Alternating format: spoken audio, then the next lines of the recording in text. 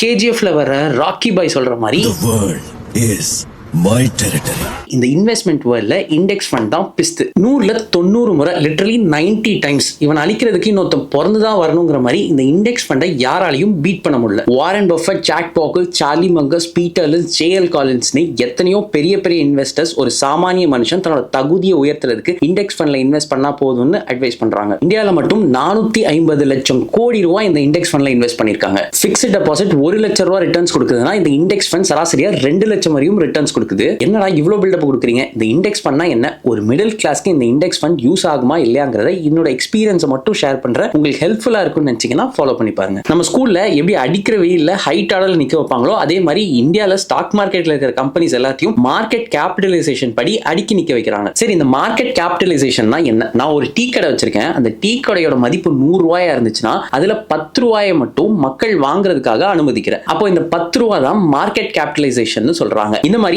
Height weight market capitalisation ஏதோ ஒரு வகையில வரிசைப்படுத்துறது தான் இண்டெக்ஸ்னு சொல்றாங்க. மியூச்சுவல் ஃபண்ட்ஸ்ங்கிறது நாம ஒரு ஆள் கிட்ட காசு கொடுப்போம், அந்த ஆள் நம்ம சார்பில் நிறைய கம்பெனிஸ்ல இன்வெஸ்ட் பண்ணுவாங்க. ஆனா இந்த இண்டெக்ஸ் ஃபண்ட்ஸ் ஹைட் வெயிட்னு ஏதோ ஒரு ரூல்ஸ் அடிப்படையா இருக்கிறதுனால இதுக்கு இடையில ஒரு ஆள் இருக்கணுங்கிற எந்த அவசியமும் இல்லை. இந்த ரீசன்னால இண்டெக்ஸ் ஃபண்ட்ஸ் ரொம்பவே சீப்பான ஒன்னாவும் சேஃபான ஒன்னாவும் இருக்கிறதுனால மிடில் கிளாஸ்க்கு ரொம்பவே ஃபேவரட்டான ஒன்னாவும் இருக்கு. இந்த மாதிரி இந்தியாவில் இருக்கிற 1000க்கும் மேல இருக்கிற கம்பெனிஸை மார்க்கெட் கேபிட்டலைசேஷன் படி அடுக்கி வச்சு முதல் 100 கம்பெனிஸை லார்ஜ் கேப்னும், 100ல இருந்து 250 கம்பெனிஸை மிட் கேப்னும், 250ல இருந்து 500 கம்பெனிஸை ஸ்மால் கேப்னும், அதுக்கு மேல இருக்கிற கம்பெனிஸை மைக்ரோ கேப்னும் சொல்றாங்க. ஸ்கூல்ல பிரேயர்ல நிக்கிறப்போ எப்படி ஷார்ட்டா இருக்கிறவன் ஹைட் ஆயிட்டானா அவனை பின்னாடி அனுப்பிட்டு ஷார்ட்டா இருக்கிறவன முன்னாடியே போமோ அதே மாதிரி இந்தியாவில் இருக்க டாப் 50 கம்பெனிஸ் எடுத்துப்போம். இதுல ஏதோ ஒரு கம்பெனியோட மார்க்கெட் கேபிட்டலைசேஷன் ரொம்ப அடி வாங்குச்சுன்னா அது கீழே போயிட்டு கீழே நல்லா பெர்ஃபார்ம் பண்ணிட்டு இருக்க கம்பெனி மேல வரும். 2010ல எந்தெந்த கம்பெனி டாப் 50ல இருந்துச்சோ 2020லயும் அதே கம்பெனி டாப் 50ல இருக்குன்ற எந்த அவசியமும் இல்ல. நம்ம போடுற காசு எப்பவுமே இந்த டாப் 50 கம்பெனிஸ்ல மட்டும் தான் இன்வெஸ்ட் பண்ணணும்னு சொல்றதை தான் நிஃப்டி 50 கம்பெனிஸ்னு சொல்றாங்க. ஒரு கம்பாரிசனுக்கு ஃபிக்ஸ்ட் டெபாசிட்ல மாசம் 5000 ரூபாய் போட்டிருந்தா கடந்த 10 வருஷத்துல எனக்கு 8 லட்சம் ரூபாய் கிடைச்சிருக்கும். நிஃப்டி 50ல போட்டிருந்தா அது 13 லட்சம் ரூபாயா இருக்கும். எதுனாலுமே நம்ம ஒரு ப்ரூஃப் கேட்போமே. ஏன்னா நானும் அப்படிதான் கேட்டேன். இந்த சார்ட்டை பாருங்களேன். ஒருவேளை 2000வது ஆண்டுல நீங்க ஒரு 10,000 ரூபாய் இன்வெஸ்ட் பண்ணிருந்தீங்கன்னா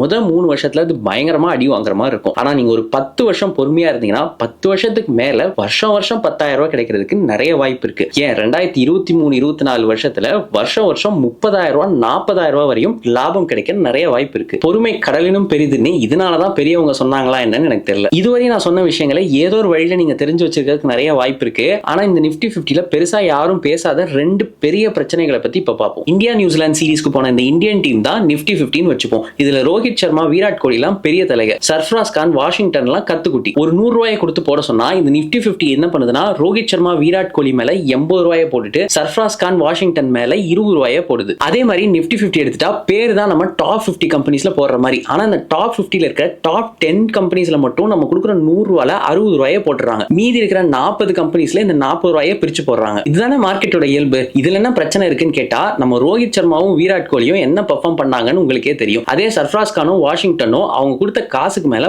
பயங்கரமா பெர்ஃபார்ம் பண்ணாங்க. சோ மார்க்கெட் கேபிட்டலைசேஷன் சூப்பரா இருக்கிற கம்பெனிஸ் தான் நல்லா பெர்ஃபார்ம் பண்ணுங்கிறது இல்ல. அதே மாதிரி மார்க்கெட் கேபிட்டலைசேஷன் ரொம்ப கம்மியா இருக்கிற கம்பெனி தான் ரொம்ப மோசமா பெர்ஃபார்ம் பண்ணுங்கிறதும் இல்ல. இந்த சார்ட்ல எத்தனை சின்ன கம்பெனிஸ் ரொம்ப சூப்பரா பெர்ஃபார்ம் பண்ணிருக்குங்கிறத உங்களால பார்க்க முடியும். ஆனா இந்த சின்ன கம்பெனிஸ் எல்லாத்தையும் நம்ம கொஞ்சம் காசு தான் போட்டுறதுனால நம்ம ரிட்டர்ன்ஸும் கம்மியா தான் கிடைக்கும். ரெண்டாவது பெரிய பிரச்சனைனா விராட் கோலி, ரோஹித் சர்மா, சர்ஃப்ராஸ் கான், வாஷிங்டன் சுந்தர்ல 3 பேர் பேட்ஸ்மேன்ஸ். ஒருவேளை நம்ம பவுலிங் பிட்ச்ல போய் போட்டிருந்தா இந்த 3 பேருமே பெர்ஃபார்ம் பண்ணிருக்க மாட்டாங்க. வெறும் வாஷிங்டன் சுந்தர் மட்டும் தான் பெர்ஃபார்ம் பண்ணிருக்க முடியும். அதே மாதிரி நிஃப்டி 50லயும் கிட்டத்தட்ட 40% ஃபைனான்சியல் செக்டர்ல இருக்கு. ஒருவேளை இன்ட்ரெஸ்ட் ரேட் கட் அந்த மாதிரி ஏதாச்சும் ஒரு ரீசன்னால ஃபைனான்சியல் செக்டர் அடி வாங்குச்சுன்னா நம்மளோட ரிட்டர்ன்ஸும் பயங்கரமா அடி வாங்கும். இந்த 2 பிரச்சனையும் சமாளிக்கிறதுக்கு பல வழிகள் இருக்கு. ஒருவேளை நம்ம கொடுக்குற 100 ரூபாயை 10 பிளேயர்ட்ட சமமா பிரிச்சு ஒவ்வொரு பிளேயர் மேலயும் 10 ரூபாயா போட்டா எப்படி இருக்கும்? இதைத்தான் ஈக்குவல் வெயிட்டட் இண்டெக்ஸ் சொல்றாங்க. கடந்த 5 வருஷத்துல நிஃப்டி 50யோட இந்த ஈக்குவல் வெயிட்டட் இண்டெக்ஸ் தான் சூப்பரா பெர்ஃபார்ம் பண்ணிருக்கு. ஆனா ஒரு சில வருஷங்கள் நிஃப்டி 50 அதிகமாகவும் ஒரு சில வருஷங்கள் ஈக்குவல் வெயிட்டட் இண்டெக்ஸ் சூப்பராகவும் பெர்ஃபார்ம் பண்ணிட்டு இருக்கு. டேட்டா படி என்ன சொல்றாங்கன்னா புல் மார்க்கெட், அதாவது மார்க்கெட் மேல போய்கிட்டு இருக்கப்போ ஈக்குவல் வெயிட்டட் இண்டெக்ஸ்லயும் நம்ம கொஞ்சம் இன்வெஸ்ட் பண்ணோம்னா ரொம்ப ஹெல்ப்ஃபுல்லா இருக்கும்ங்கறத சொல்றாங்க. ஆஸ் யூஷுவல் சொல்ற மாதிரி இந்த மாதிரிலாம் இருக்குன்னு எஜுகேட் பண்றது மட்டும் தான் என்னோட இன்டென்ஷனே தவிர ஒரு ஃபைனான்ஷியல் அட்வைஸ் கிடையாது. உங்களோட ரிசர்ச்சை போடுறது ரொம்ப ஹெல்ப்ஃபுல்லா இருக்கும். ஒரு சின்ன கம்பேரிஷனுக்கு 5 வருஷத்துக்கு முன்னாடி நிஃப்டி 50ல 1 லட்ச ரூபா போட்டிருந்தீங்கன்னா அது இன்னைக்கு 2 லட்ச ரூபாயா இருந்திருக்கும். அதே நிஃப்டி 50 ஈக்குவல் வெயிட்டட் இண்டெக்ஸ்ல போட்டிருந்தீங்கன்னா அது 2.5 லட்சமா இருந்திருக்கும். இதுக்கெல்லாம் ஒரு படி மேல போய் 2 இன்ட்ரெஸ்டிங்கான இண்டெக்ஸ் ஃபண்ட்ல நான் இன்வெஸ்ட் பண்றேன். அது என்னன்னு இப்ப பார்ப்போம். சிஎஸ்கே ஆக்ஷன்ல போய் பிளேயர்ஸை சூஸ் பண்றாங்க. ரஹானே மாதிரி ஒரு பிளேயர், அவர் ரீசெண்டா ஃபார்ம்ல இல்லாம இருக்கலாம், ஆனா ஓப்பனிங்க்கு ஒரு செம வேல்யூவா இருக்கும்னு டீம் நம்புது. ஆனா மத்த டீம் இதை நம்பாதனால இவர் கம்மி விலையில கிடைச்சாரு. கிட்டத்தட்ட 50 லட்ச ரூபாய்க்கு தான் சிஎஸ்கே எடுத்தாங்க. ஆனா 2023ல கப் அடிக்கிறதுக்கு இவர் பெரிய காரணமா இருந்தாரு. அதே நம்ம ரஹானே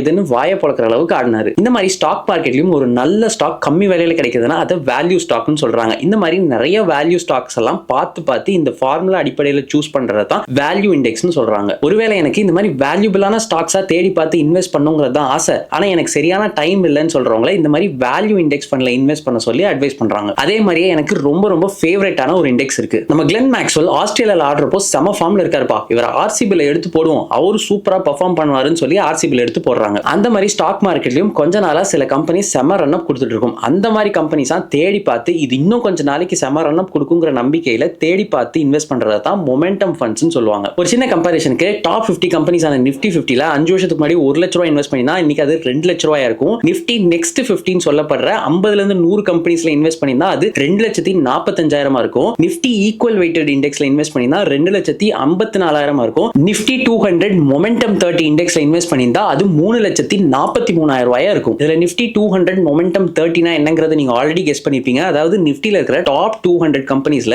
நல்ல மொமெண்டம் கொடுக்கிற 30 கம்பெனிஸா சூஸ் பண்ணி இன்வெஸ்ட் பண்றது. சோ நான் என்ன பண்ணேன்னா நிஃப்டி 50 மட்டும் இன்வெஸ்ட் பண்ணாம மொமெண்டம் நிறைய கிடைக்குதுன்னு மொமெண்டம்ல மட்டும் இன்வெஸ்ட் பண்ணாம பிரிச்சு வேற ஃபண்ட்ல இன்வெஸ்ட் பண்ணதுனால ஒவ்வொரு டைம்ல ஒவ்வொன்னு அதிகமா கிடைக்கும். சோ ஓவராலா 5ல இருந்து 7 ஏன் 10% கூட அதிகமா ரிட்டர்ன்ஸ் கிடைக்க வாய்ப்பு இருக்குன்றத நான் நம்புறேன். இந்த வீடியோ உங்களுக்கு பிடிச்சிருந்து இன்னொரு 4 பேத்துக்கும் போய் சேரணும்னு நினைச்சிருந்தா மட்டும் ஒரு லைக் போடுங்க. ஃபைட் வேணுமா ஃபைட் இருக்கு, சாங் வேணுமா சாங் இருக்கு, சென்டிமெண்ட் வேணுமா சென்டிமெண்ட் இருக்குங்கிற மாதிரி நிறைய இண்டெக்ஸ் இருக்கு. கடகடன்னு என்னென்ன இண்டெக்ஸ்லாம் இருக்குங்கிறத ஓவராலா பார்த்துருவோம். நேஷனல் ஸ்டாக் எக்ஸ்சேஞ்ச் என்ஐசி வெப்சைட்ல போய் இண்டிசஸ் லிங்கை கிளிக் பண்ணீங்கன்னா என்னென்ன இண்டெக்ஸ்லாம் இருக்கு, அது எப்படி வேலை செய்யுது, கடைசி இத்தனை வருஷத்துல எவ்வளவு ரிட்டர்ன்ஸ் கொடுத்திருக்கு, அதோட ஃபேக்ட் ஷீட் என்னன்னு எல்லா டீடைல்ஸுமே வரும். இந்தியாவில் எத்தனையோ கிரிக்கெட் பிளேயர்ஸ் இருக்காங்க. இதுல குறிப்பிட்ட 10 பிளேயர்ஸ் மேல மட்டும் இன்வெஸ்ட் பண்ணாம 300-400 பேர் மேல அப்படி பல்கா இன்வெஸ்ட் பண்ற மாதிரி இந்தியாவோட ஸ்டாக் மார்க்கெட்லயும் ஏதோ ஒரு 20-30 கம்பெனிஸ்ல இன்வெஸ்ட் பண்ணாம பல்கா 300-400-500 கம்பெனிஸ்ல இன்வெஸ்ட் பண்றது தான் பிராட் மார்க்கெட் இண்டெக்ஸ்னு சொல்றாங்க. இந்த மாதிரி இன்வெஸ்ட் பண்றது மூலமா நமக்கு டைவர்சிஃபிகேஷனும் கிடைக்கும், அது ரொம்ப சேஃப்டியும் கூட. இல்லாட்டி நான் ஒரு பவுலர் மேல மட்டும் தான் காசு போடுவேன், இல்ல நான் பேட்ஸ்மேன் மேல மட்டும் தான் காசு போடுவேன்னு சொல்ற மாதிரி